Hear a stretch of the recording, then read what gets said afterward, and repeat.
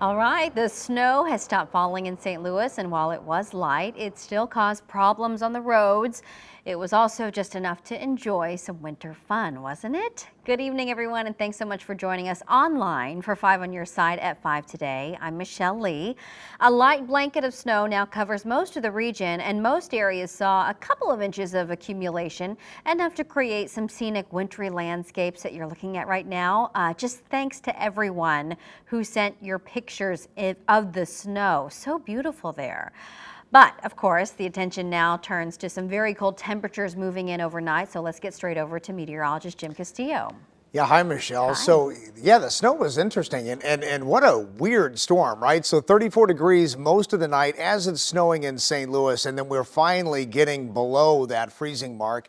But if you're headed to the Blues game, look at this. Nick Lane from St. Charles sent this in, a snowman, and says, "Go Blues." And of course, the temperatures are really chilly now. We've got a little bit of a breeze, 31 degrees at 6 o'clock, and that's in about an hour. And that's when the Blues game starts. And then after the game, we're in the 20s. Right now on the radar shot, you can see most of that snow is ended for much of the viewing area here. But our southern counties still have a few flurries there. But the snow reports, quite impressive and exactly what we were thinking, about 2 to 4 in some areas. So Reynolds County 4 inches and Reynolds, Missouri. And then we have Warrenton at 4 inches, Union 3, Wentzville 2.5, and in Berkeley, that's in St. Louis County, about 2.5 inches.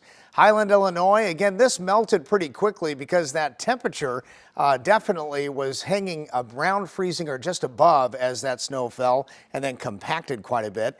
28 degrees right now in Weldon Spring there. You can see the trees beginning to sway a little bit with the wind. That area of low pressure is tracking down to the south, and it's about 30 in St. Louis now. And so we're just going to be really cold tonight, Michelle. In fact, lows in the teens. Coming up, more pictures and also more storm totals and the future cast, which is showing a little bit of a system tomorrow night, too. I'll talk more about that coming up in just a bit. All right. Look forward to it. Thanks so much, Jim. The roads may be in pretty good shape now, but 12 hours ago, it was a different story. Many problems popped up along Interstate 44, and our Alex Fees has that story. The scene looks bad enough coming down the hill in the westbound lanes, but we were on the scene for a few minutes before we realized that's just a trailer. The tractor portion, the front of this rig, is up there on the other side of the ditch, completely detached. St. Louis County Police say the driver of this rig was injured west of Beaumont Entire Road along I-44 between Fenton and Eureka. On the east side of the Beaumont Entire overpass, another tractor trailer jackknifed. The two crash scenes backed up westbound traffic for miles. Road clearing efforts began hours earlier, shortly after the precipitation converted from rain to snow. We have every available driver that we have out there, every available truck. At a pre-dawn news conference, MoDOT officials offered this advice. Be careful out there, especially on bridges, overpasses, intersections, things like that, where we don't get around as often with the trucks and the treatment. How is it? Have you been out and about at all? Yeah, the roads are pretty good. Yeah? Yeah. Where you been? I just came from Pacific. By noon, road conditions were less hazardous. Just from here, getting off the highway, very slick. Just got to go really slow and take your time. Amber Lufkins and her family are traveling across the country. Yeah. We don't have snowplows in New Mexico. Oh, really? No. See plenty of those today. Yes, it was weird. I was like, what is that? And they're like, it's a snowplow. And I'm like, whoa. Alex Fees, 5 on Your Side. And MoDOT officials say refreezing is going to be an issue tonight and tomorrow morning. Crews from southeast Missouri were moved to the St. Louis area to help out this morning.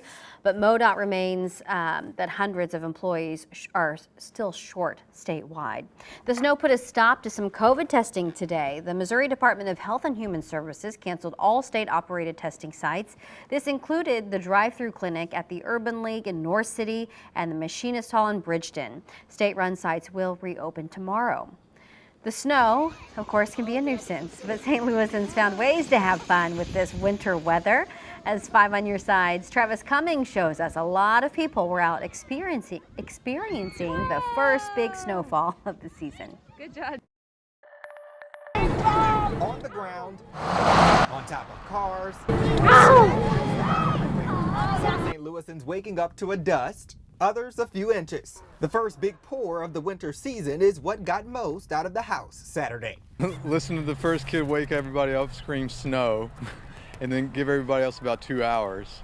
To find all the things. To get with the program. It's highly anticipated inside Chris Dunn and Bailey's household. Kids all went outside at home before we came out here. They built a snowman and a bunch of snowballs, and we're just having a blast. Here on Art Hill in Forest Park, you have families that have been waiting all year for this big snowfall. They couldn't wait to take out the sleds and build those snowmen. Art Hill is legendary. You know, when I was a kid, I used to come here, and my parents used to take me sledding. The packed ice, an opportunity for Jamel Parham to tie in that tradition with his own little ones for their first time. So I knew as soon as we got just a little taste of snow, I was going to bring the family out. After another long and tense year, others say there's no better way to let loose. Are you guys enjoying the snow? Yeah! Yeah! It's been fun just being able to get out and hang out a little bit. Travis Cummings, 5 on your side. I love it. Well, our coverage of the snow continues on KSDK.com and the 5 on Your Side app. And remember, it is always your source for the latest forecasts, closings, and breaking news. Speaking of which, we are following some breaking news out of Texas, where a man has taken hostages at a synagogue near Fort Worth. SWAT team members are on the scene outside Congregation Beth Israel. On a Facebook live stream of the congregation's morning service, a man could reportedly be heard shouting, cursing, and sounding angry.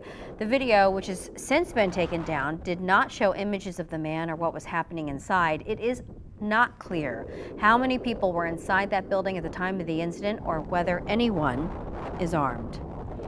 A woman is dead after being hit by a semi-truck in St. Charles County. This crash happened on Highway W in Forestville.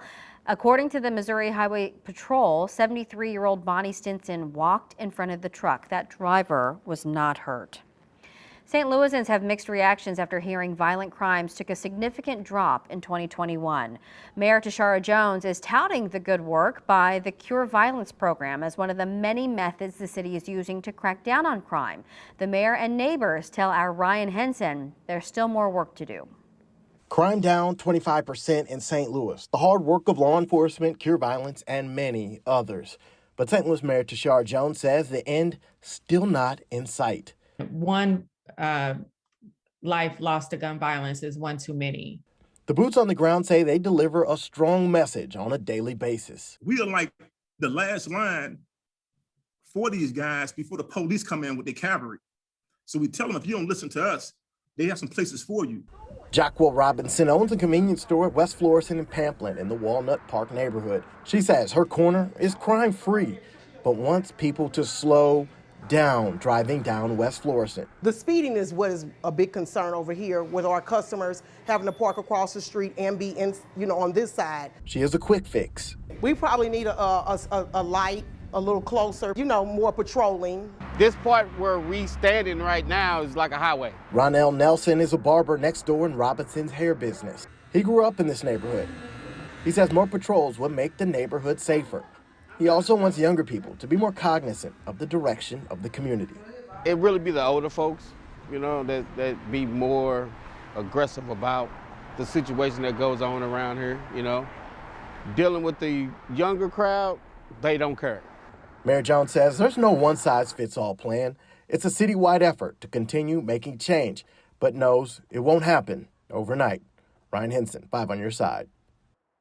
Police are investigating a deadly shooting on an Amtrak train that originated here in St. Louis. It happened last night on the Missouri River Runner while it was stopped in Lee's Summit.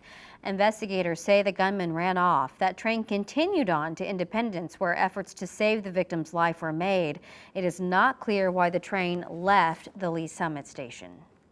Somebody tells you you're on a train or a plane or a school or anywhere and you hear gunshots, you call the police.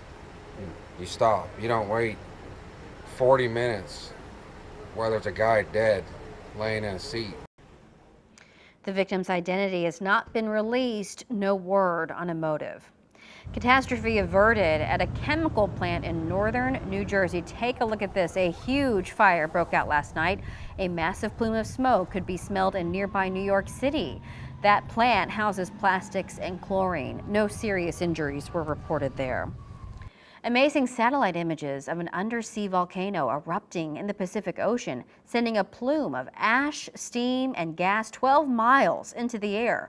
That eruption sent us a large tsunami wave crashing on the shores of Tonga. It sent people rushing for higher ground on the small island nation. There are no immediate reports of injuries or damages. That eruption also prompted tsunami warnings for Hawaii and Southern California, where beaches were closed as a precaution. Well, today marks what would have been Dr. Martin Luther King's 93rd birthday. Celebrations of the slain civil rights leader are taking place all weekend ahead of Monday's federal holiday. City and religious leaders gathered today at the MLK statue in Fountain Park. Organizers say it is the only monument of Dr. King in the state of Missouri. After a ceremony, they took part in a peace march. The City of St. Louis Health Department provided COVID-19 vaccinations and testing on site. People who received their first dose also received a $100 gift card. The snow led the Missouri History Museum to make changes to its drive-through MLK craft kit and book giveaway. Instead, those kits and books were made available indoors at the St. Louis Science Center.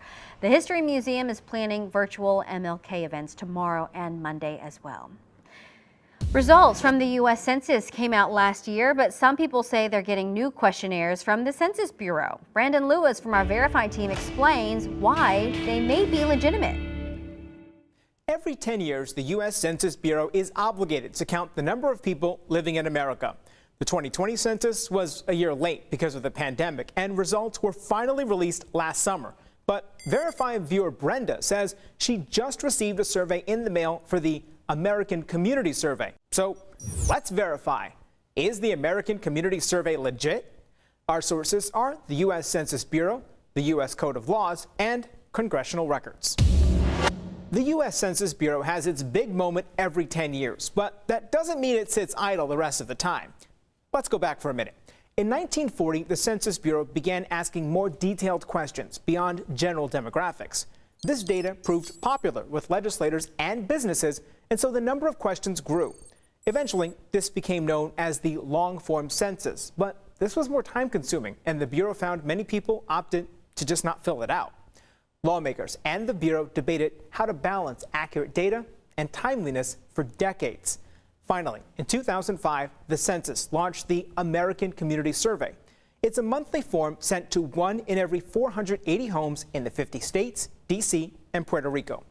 The ACS is a longer, anonymous questionnaire that gathers more in-depth data than the census, such as a household education, employment, home ownership, and income. So it's true. The American Community Survey is legit, although, like most things, there are scammers trying to use the survey to trick you into revealing personal information. The Census Bureau says it may contact you by mail, phone, email, or text message. A field representative might even stop by your home in person if they can't reach you. The Bureau maintains a website to help people figure out if a link or letter is real. You can also contact your Census Regional Office to confirm. With your Verify, I'm Brandon Lewis. All right, so what can we verify for you? Reach out through Facebook, Twitter, or email verify@ksdk.com. We want to give a big thank you to all of our viewers who shared their pictures of the snow by texting them to 314-425-5355. Look at those smiles. Oh, gosh, cute doggy. We always enjoy sharing them with everybody out there. I love this. She's so happy. Yeah.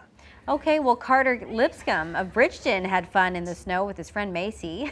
He used a snowball maker so that they could play a wintry version of fetch. Those snowballs didn't last very long in Macy's mouth, though. And did you see this? Our own Ann Allred and her daughter Nora made the best of the wet snow. They built a snowman, and Nora opened up a snow cafe. How cool is that? Nice. That is a great snowman, too. And I want a coffee from the cafe. Yeah, no kidding. I got to go outside for just a little bit today. We were about maybe 15 minutes outside, but I loved it, hanging out with my son, and he was trying to throw a snowball at me. It was great. Oh, nice. He loved it, I'm sure. Yeah, I was at Forest Park with Stormy and hanging out a bit, but it was so wet and slushy snow that he got all wet. So, and that was an issue. But look at this. Auntie M sent this picture in, and I would say, I asked her to go measure it. She said 2.5 inches, but it started to melt and compact quickly. So it might have been 3 inches, but officially we're getting word that it's 2.5 inches around Wentzville and at St. Louis Lambert. If you want to share your photos or videos with us, we'd love to see them. Use the Near Me button on our app, another way to do it. And right now, the Community Cam live in Kirkwood. Look at that. Snow still all over the place, mainly the cars, the rooftops, and the grassy areas. And the roads, because of that temperature, it was really nice to see those temperatures above that freezing mark. So most of the roadways, not all of them, were pretty good. But anyway, 34 degrees for that high. Look at that, 31 for the low, but we are now at 30. So that's the new low. 0.27 of an inch of precip, but 2.5 inches of snow officially at Lambert, and that's the most we've had so far this season. Not a lot, and we didn't expect this to be a crippling storm, but there it is, 2.5 inches right here in the city. And then looks like Washington, Missouri, 2 inches, Winfield, Missouri, and Lincoln County, 3 inches, Collinsville, Illinois, 2, and Weldon Spring at about 2 officially. It's very cold tonight. Temperatures in the teens, so anything that melts, and a lot of it did, it's going to get a little icy for tomorrow. So watch out for the sidewalks too, and also those side roads that continue to be probably very icy in the morning. We still have a winter weather advisory from Rolla, Phelps County, Reynolds County, and Iron County until 6 p.m. So less than an hour to go. Widen out the shot and you can see the pink. Look at this, from Memphis to Nashville, all the way through the entire state of West Virginia into Pittsburgh, Pennsylvania, and then even looks like a winter storm warning in effect there, and then the ice storm warning for portions of South Carolina. So a huge storm that continues to move away from us. 30 degrees right now, feels like 20 with a north-northeast wind at 14. And the temperatures right now, 28 at Alton and 31 at Scott Air Force Base. So that really cold air is finally filtering into the area. Here's that moisture again, just touching our southern counties, but it is moving away from us, and we are seeing the snow ending even in Reynolds County, just a little bit of light snow continuing there. And of course, our futurecast shows you that we'll probably get partly cloudy as we head into the overnight hours. And then tomorrow, a lot of sunshine mixed with just a little bit of cloud cover, but starting out in the teens in the morning, 17 in St. Louis, maybe even 12 in some of the colder spots, and that north wind at about 10 to 15 miles an hour. So the wind chills are also low. 7-day forecast showing temperatures at 34 for Sunday, but plenty of sunshine, some cloud cover. And MLK Day, 40 degrees and partly sunny. There might be a little system Sunday night east of the Mississippi River in Illinois. We could see maybe a half an inch or less of snow. Other than that, it all melts. Look at this, Michelle, on Tuesday, 52. And then we have a cold blast coming again, 20 for the high on Thursday. Of course we do. All right, thanks so much, Jim. Okay, that's all of our time for this online edition of 5 on Your Side at 5. We're going to be back at 6 on KSDK.com and the 5 on Your Side app.